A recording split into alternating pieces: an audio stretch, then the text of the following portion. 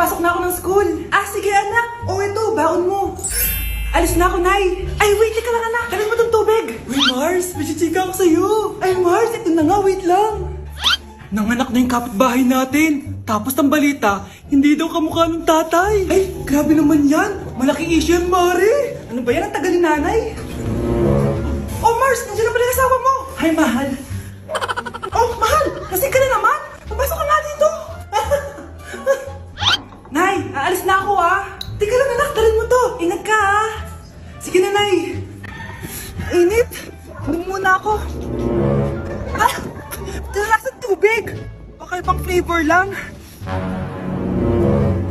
A few moments later. Kyle, bakit ngayon ka lang? Late ka na. Good morning, classmates. Hi, ma'am. Ang ganda mo naman. Ano nagsasabi mo? Lasing ka ba? Ako? Lasing? Baliw ka na